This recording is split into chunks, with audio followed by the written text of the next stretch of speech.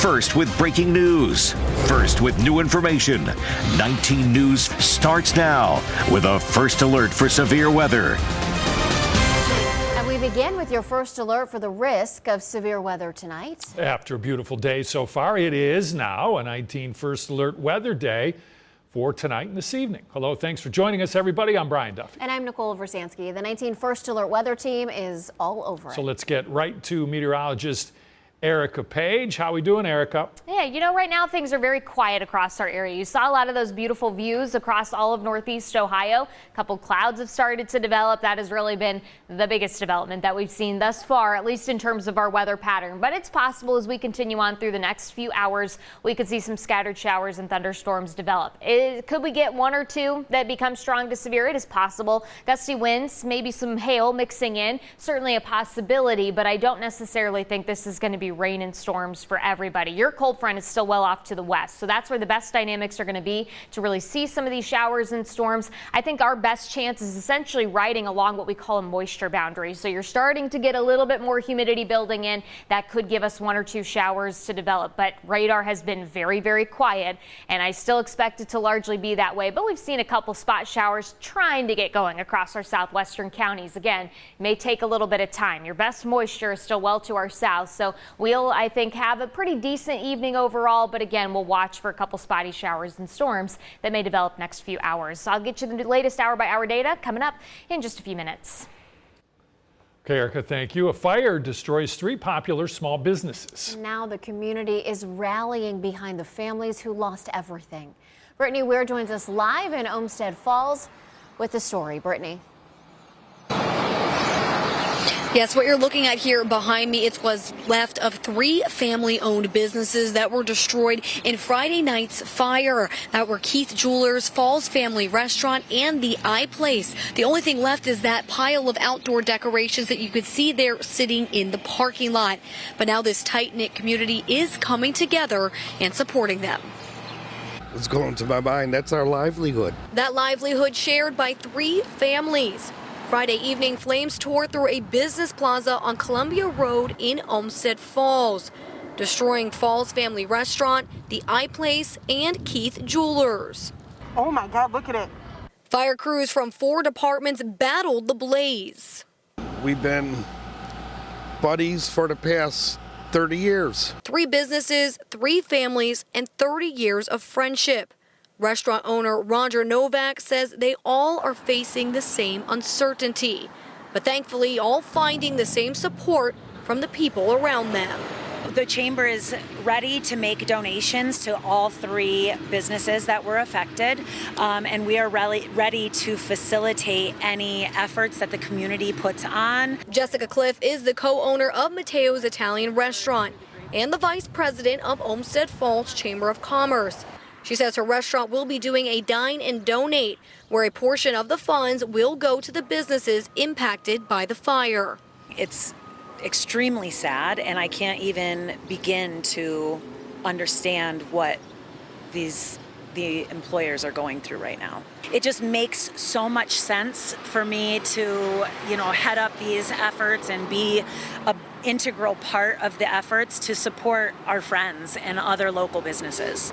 Tom Helmick and Donna Winters with the Olmsted Chamber of Commerce say other local businesses like Rise and Grind and Gibbs are also organizing fundraisers to help out. We're going to be putting information on our website, which is olmstedchamber.org, and trying to facilitate as much as we can through that and or our Facebook page, so that as fundraisers come forward, we'll be able to get people that information.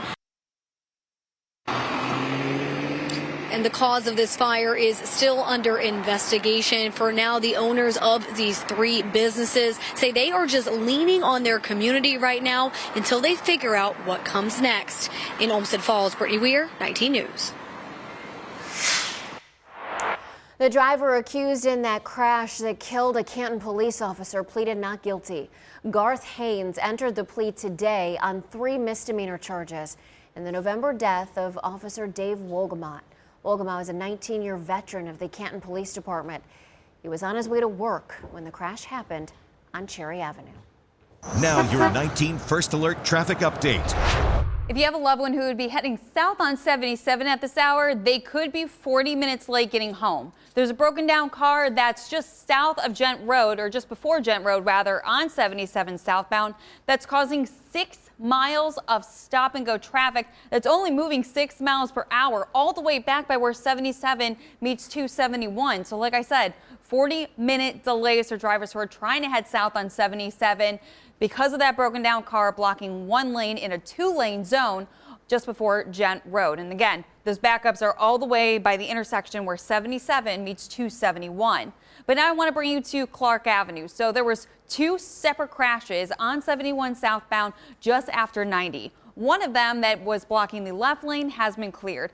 Fortunately, until that camera moves, I can't see if that far right lane is still impacted, but it looks like that crash may have been cleared too because I don't see these cars merging over yet. But what I do know for sure is that we have backups all the way, not just by 71 southbound, but on 90 westbound past Kenilworth Avenue, past the south side of downtown, just after Dead Man's Curve around Chester, and just before Dead Man's Curve passing Burke. Delays here are still just around 10 minutes. Ooh. Game 7 went the Cavs' way last night, right? Once again, Cavs with a nice long history of Game 7s at home. They're now 5-0 in Game 7s when playing on the home turf. Yeah, I'm just glad that series is behind us Right. now and we can move on now, right? It wasn't Donovan Mitchell, though, or James Harden carrying the load. It was a guy playing his first Game 7. Let's bring in Ashley Holder. Yeah, the last time Jared Allen heard MVP chants, he laughed it off and said it was the guys joking from the bench. But in Game 7 last night, there was nothing funny about it. The fans meant every word, filling Rocket Arena with chants for Allen. Allen stepped up big, man. 22 points, 19 rebounds, and 3 blocks to lead the Cavs past the Raptors. He took over in the third quarter, 14 points and 10 boards to shift the game. He's now just the second Cavalier to ever post 20-plus and 15 boards in a Game 7, joining LeBron James. And any talk about him being soft and the lights being too bright, well, he answered that loud and clear. Man, really took us over the top, right? That third quarter performance, best I've seen him. Coached him a long time. Known him for lots. It's the best I've seen him. The offensive rebounding, and then we needed the inside scoring. We needed someone else to step up besides James and Don. He was just absolutely incredible tonight. Because you have coached him for such a long time, did you see something within him change in the second half? I don't know where. Like, you're gonna laugh at this, but when we go out before the introductions, whatever, and he was like flying around, like giving. Normally he's pretty, he's enthusiastic, but he was like, it's like, man, what got into this guy? And and he was ready. He was ready for the moment. But listen, he's been going through some health things, and I think he doubled down. This is my theory. He doubled down on his work in the training room and in the weight room. Right, you gotta. Sometimes when you're hurting a little, you got to do more, and we asked him to do more. We asked him coming early, So credit to Steve and their group, like for, getting that engine going. But I do think there's a correlation between the work he's been putting in lately and how he played tonight.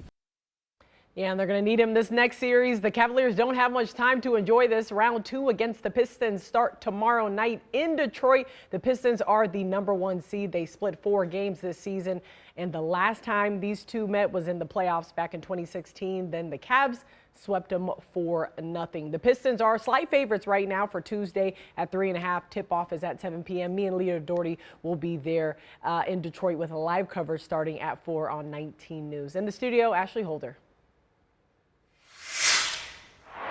Well, the U.S. military, quote, blew up 6 small Iranian boats in the Strait of Hormuz. That after Iran launched missiles and small boats at U.S. naval ships and commercial ships. This comes as 2 U.S. flagged vessels have successfully passed through the Strait of Hormuz. Lee Waldman has our story. The U.S. Central Command is touting the success of 2 U.S. flagged merchant vessels safely navigating through the Strait of Hormuz. My hat's off to the merchant captains who made that decision to go evidently unescorted through the strait. The U.S. Navy guided missile destroyers are working in support of President Donald Trump's newly announced Project Freedom. In a post on Truth Social, Trump said, "For the good of Iran, the Middle East, and the United States, we have told these countries that we will guide their ships safely out of these restricted waterways."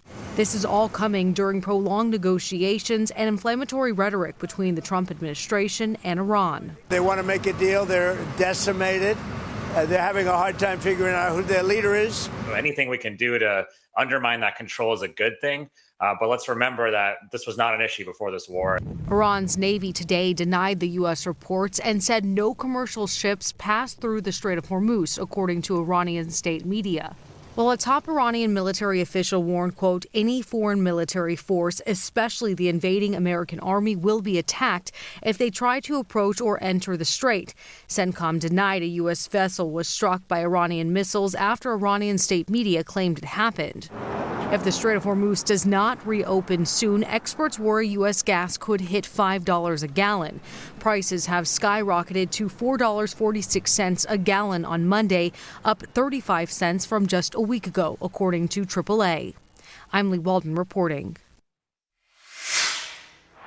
Well, we are enjoying some mild temperatures across the area. A lot of us are sitting into the lower 70s. Farther southwest you are, the more you're starting to see a few of those clouds mixing in, a signal of some changes that we're watching for later this evening. But your next cold front is still well off to the west, so we've got a little bit of time to still enjoy some mild temperatures, not only for today, but tomorrow as well. Where I mentioned you're seeing a little bit more of that cloud cover, if we're going to see a rain chance materialize, it's going to be from some of these thicker clouds that are starting to roll in. This is where we have some better moisture in place right now. So you can eventually turn that potentially into a slightly better opportunity for rain. But we're dealing with what we call dew points, or that level of moisture, into the upper 40s to low 50s. And when you've got temperatures in the 70s, that's not really the best amount of moisture to turn it into a pretty convincing rain chance. But we'll see. We'll give it a couple more hours and see what happens, especially as this bout of cloud cover continues to work its way up towards the northeast. We could squeeze out a couple showers, maybe an isolated rumble of thunder before the night is done. And we have more rain on the way tomorrow. We'll talk about tomorrow's forecast coming up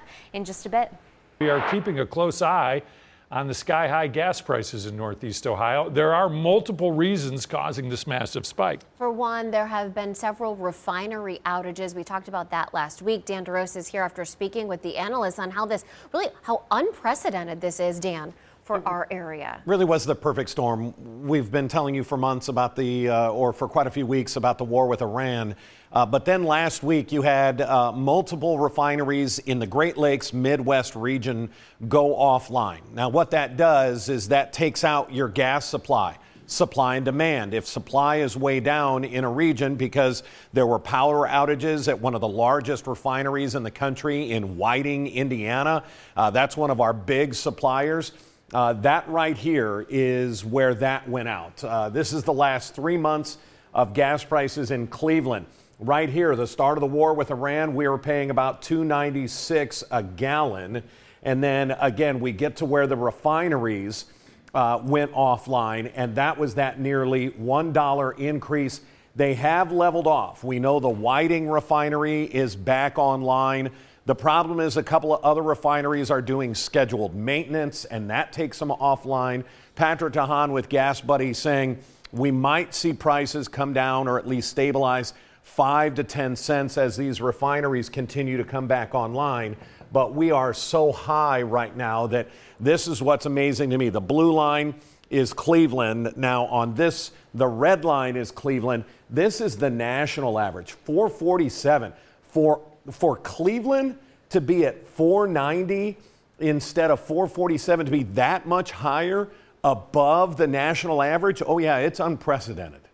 I can't think of a time in my career where it's just been like, you're looking, you need to have eyes in the back of your head at this point to see if the market is moving in other ways too. So I can only imagine pulling up to a pump and seeing gas prices go up $1 a gallon last week. That is something that I probably can only count on one hand how many times we've seen gas prices in the Great Lakes surge as much as they have over the last week. So how much higher could they go? A lot of it dependent on the U.S.-Iran relations, but Patrick gives us sort of an estimate. You better hold on to your wallet and your heart when you see that coming up at 5.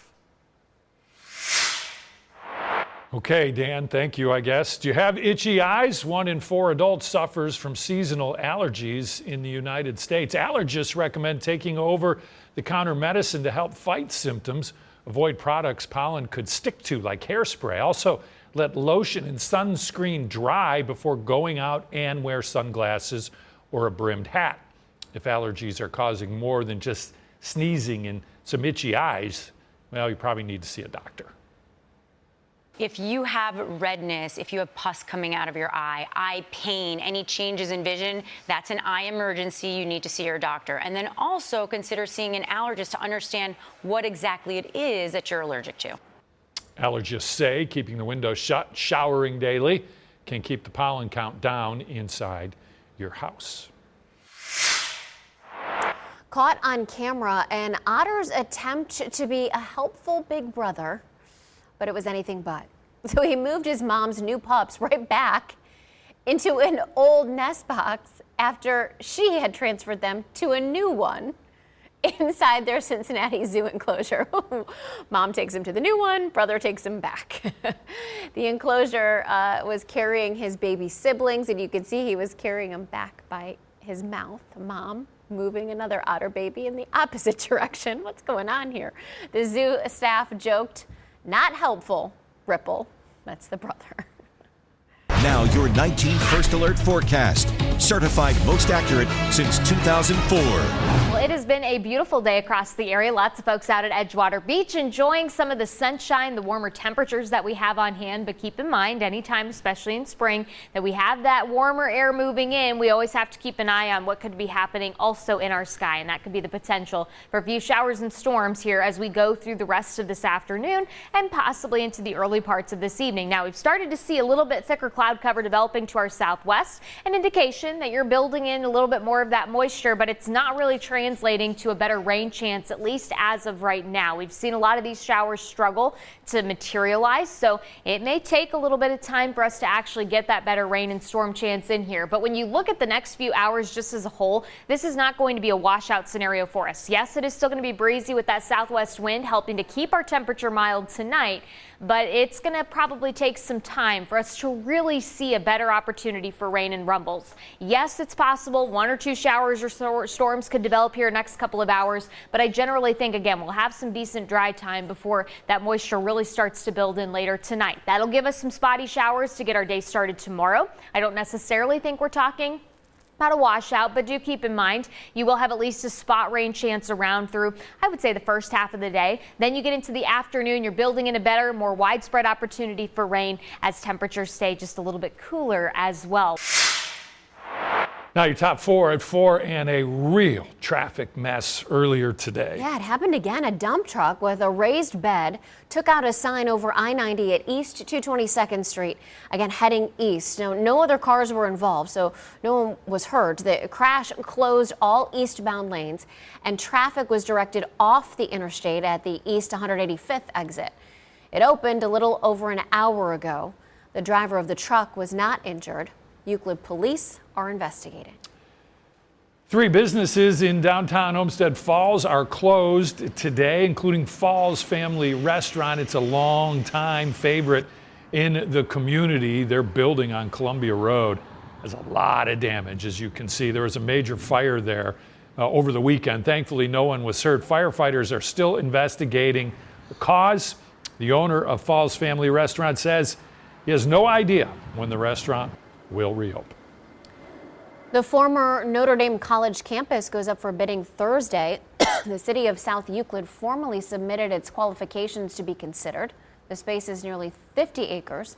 South Euclid says there's the potential for a mixed-use approach that balances community needs, open space, and long-term sustainability. All right, Cleveland's new women's soccer team announcing its name today, the Cleveland Astra. They'll debut in 2028 in the newly founded Women's Premier Soccer League. Astra is the Latin word for stars. And in their logo, they have a bear, which represents Ursa Major. The club colors will be violet and gold, and they'll play at the new soccer stadium that is being built just south of Progressive Field. Breaking at this hour, 3-alarm fire at Broadway's Eugene O'Neill Theater. Firefighters say fire was found in an electrical room between the 4th and 5th floors. Crews were able to get it out. One firefighter was hurt. All theater personnel were accounted for. The theater will be closed as they try and get it fixed and as they work their way through the investigation. Fire was kept to backstage areas. The auditorium was not damaged. Also breaking, a driver plowed into people in the center of a German city. 2 people were killed. 2 people were seriously injured. Investigators say the driver had been stopped and no longer posed any danger. The incident happened in a street that leads into a shopping area. 4 students killed, 9 injured, and 56 years later, the wounds at Kent State are still open. Decades later now, efforts continue at the university to make sure the lessons of the past are remembered forever. Catherine Huntley was at the ceremony today. 56 years ago, it was a sunny, clear Monday, just like it is today when the unthinkable happened. And now each year, hundreds of people come back to Kent State to remember those killed and injured. Sobering videos and images, the lasting memory of May 4th, 1970. Ohio National Guard troops fired 67 shots into a crowd of anti-war student protesters and spectators. Each year, survivors of the shooting, families of those who died, and many others gather to honor that infamous day. It's a gaping wound until we know and understand why. Why 29 men lifted their weapons, looked through the scopes of them, and found targets in the bodies of 18 and 19-year-old college students and then walked away. Pain of May 4th still palpable. Roseanne Chick-Canfora survived the shooting. Her brother Alan was shot and survived. She says the lessons from that day are more important now than ever in light of current events involving serious clashes between protesters and the government. And that's why the lessons of May 4th are so important, not just to resurrect every year at our annual commemoration, but to keep the dialogue going throughout the year that this kind of action should never be tolerated in a democracy. Anger at the current charged political environment, a common theme today. They need to see the correlations to hammer away at the similarities between today and 1970. Russell Miller rang the Kent Victory Bell, honoring those killed and injured. He's the brother of Jeff Miller, who died on May 4th. It's nice to contribute. You know, he only lived 20 years, but much like Alan Canfora, he had an impact. There's value to what he's done. The May 4th Visitor Center continues to expand, including the donation of Canfora's brother's significant collection of documents and materials from May 4th. All to make sure the 4 dead in Ohio and anyone impacted by those shootings are never forgotten. In Kent, Catherine Huntley, 19 News. Well, tomorrow, all eyes will be on Ohio's Senate primary, the race setting the stage for a high-stakes general election in November. And for more on this, let's get to 19 News Washington's correspondent, Stephen Goen. He's live in Columbus. Stephen, so why is there so much national attention right now on this Senate primary? Well, I can tell you these midterm elections are always fascinating to watch because the party that's in power in Congress, they have to fight to stay in power. The opposing party, this is their opportunity to change things. We know that the current breakdown in the Senate right now, 53 Republicans to 47 Democrats. And the Democrats, they believe this Ohio Senate seat is one that they can flip back to their side. That is why there is so much national attention in this race right now. You may have noticed that the leading contenders on both sides, they are already running like this is the general election. But of course, after Tuesday, we will see even more national interest and money being put into this race than there has been. Okay, Stephen, the candidates in this race, of course, very, very familiar to all of us here in Ohio, but give us an overview, if you can, of who will be on the ballot tomorrow. Yeah, on the Republican side, we have the incumbent senator, the person currently in this seat, and that is a Republican, John Husted. He was appointed by Governor Mike DeWine. He's been in office for about more than a year. We know he is very familiar to those who have been watching Ohio politics former lieutenant governor, former secretary of state, former speaker of the Ohio House. He does not have a true primary tomorrow because he is the only person running. He is the presumptive nominee for the Republicans. When it comes to the Democratic side, we know that we have the former Senator Sherrod Brown, a three-term former senator, by the way, and also a former Secretary of State. A high name recognition there, but that could be to his advantage or to his disadvantage because people, they know Sherrod Brown, so they know if they like him or if they don't like him. He is running against a software developer from Columbus, Ohio. That is Ron Kincaid. He's seen as a bit of a long shot, but of course, we will have to wait for those results to come in tomorrow to see how exactly things break down on the Democratic side and to see just how much enthusiasm is behind that winning candidate.